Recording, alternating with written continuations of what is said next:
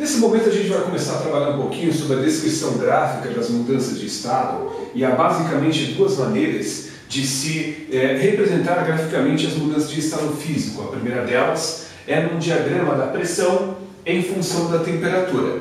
Então, aqui as coisas funcionam da seguinte forma. Nesse tipo de diagrama da pressão em função da temperatura, a substância pode mudar naturalmente, a cara do gráfico vai mudar, os gráficos vão mudar um pouco de uma substância para outra, mas a cara do gráfico vai ser sempre a mesma. Num diagrama da pressão em função da temperatura, o gráfico ele vai ser composto por três trechos.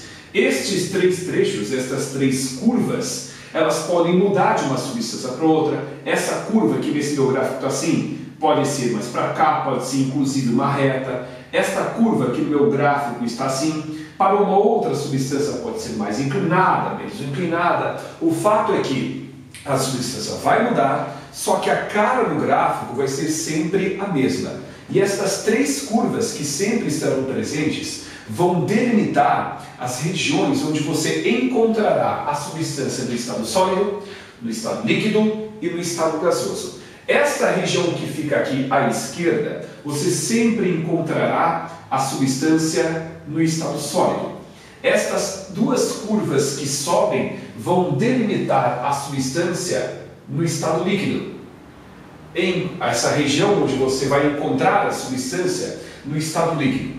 E esta região que sobrou, você sempre encontrará a substância no estado gasoso, no estado vapor, como a gente vai discutir daqui a pouquinho. Então, repito mais uma vez, o gráfico pode mudar um pouco a sua aparência, mas a cara dele vai ser sempre essa. Nesse tipo de diagrama da pressão em função da temperatura, o gráfico vai ser composto por três curvas que vão delimitar os estados físicos da substância em questão. Esta curva que aqui aparece, esta curva aqui, ela é chamada de curva de vaporização ou a curva de condensação. E ela recebe este nome porque esta curva separa o estado líquido do gasoso e a transição do líquido para o gasoso é conhecida como vaporização e a transição em via oposta de condensação. Esta curva que aqui aparece e que separa o estado sólido do estado líquido é chamada de curva de fusão ou solidificação.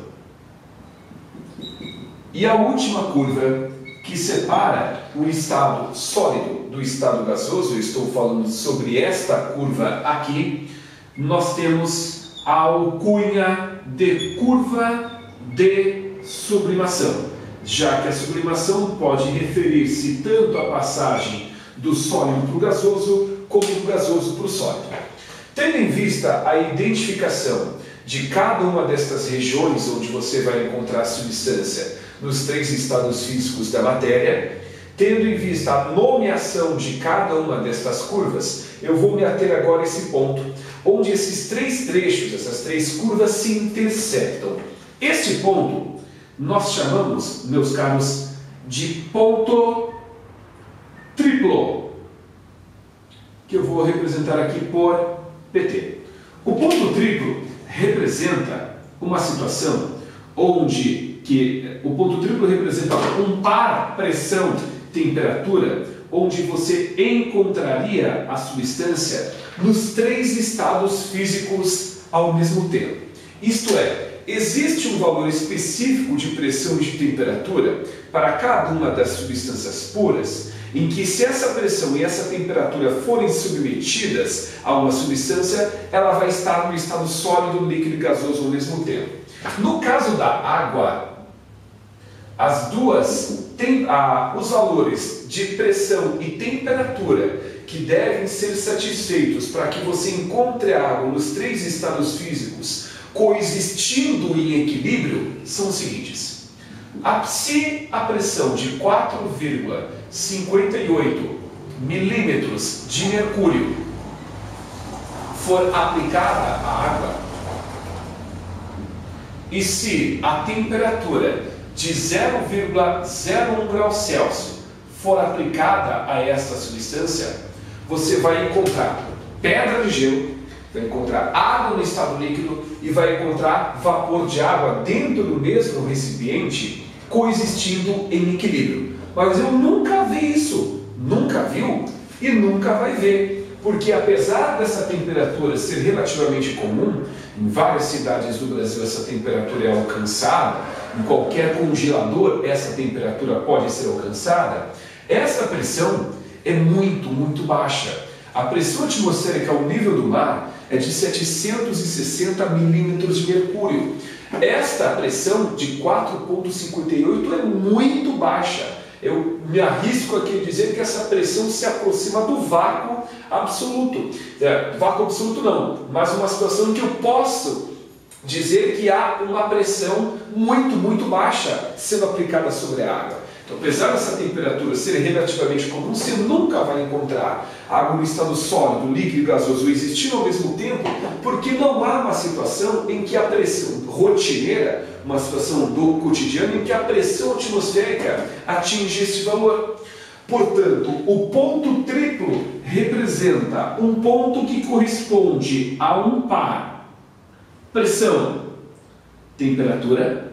Se esta pressão e esta temperatura específica forem aplicadas a uma substância, ela vai estar no estado sólido, líquido e gasoso ao mesmo tempo. Para cada substância, nós temos um valor diferente para par, pressão, temperatura, que compõem este ponto triplo.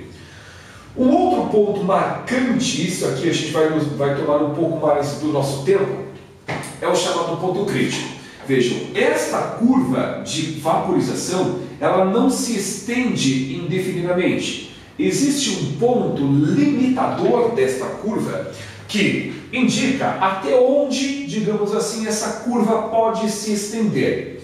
Este ponto é chamado de ponto crítico. Este ponto crítico representa um par pressão-temperatura.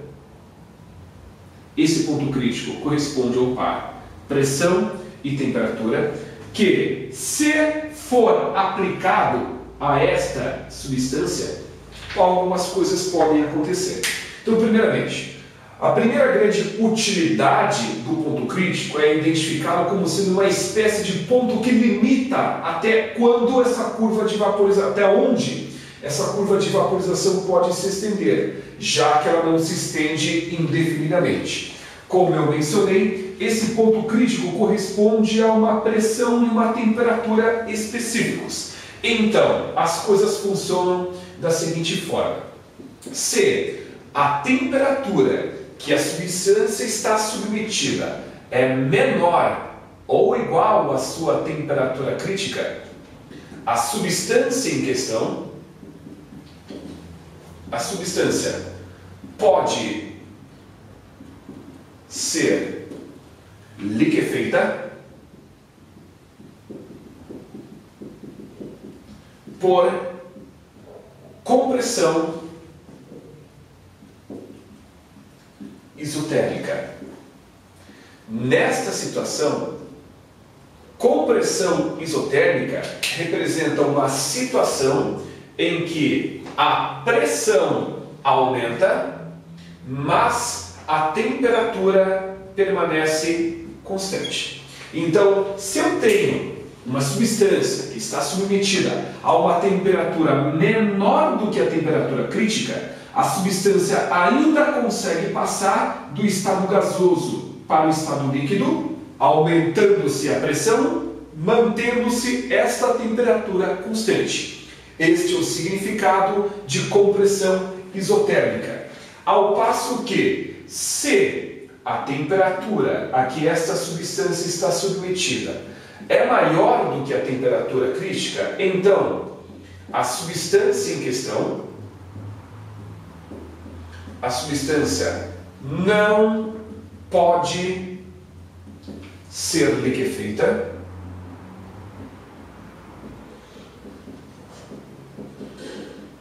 por compressão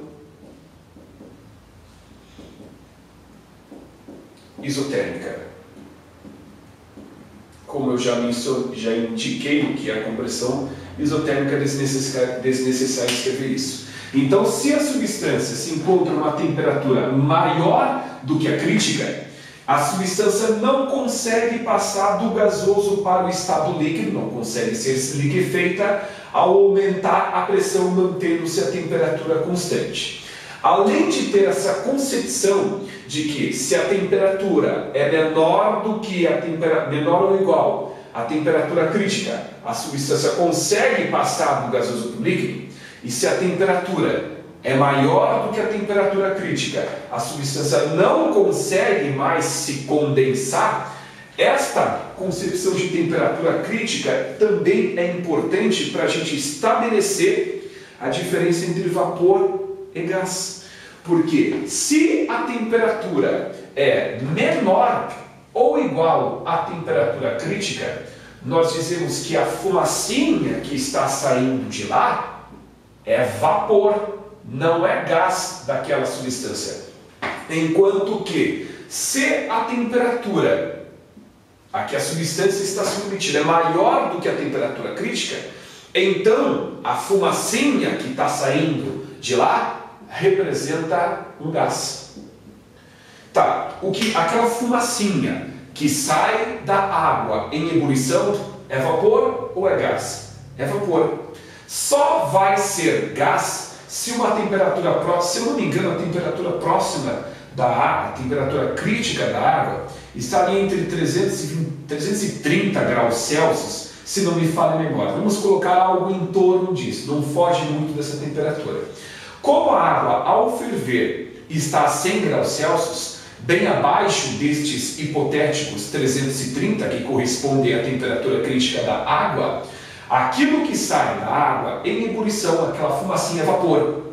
Se eu pegar aquele vapor e continuar esquentando, aquele vapor só vai ser considerado gás se a temperatura ultrapassar esta temperatura crítica que eu falei que para a água beira aí os 330 graus Celsius.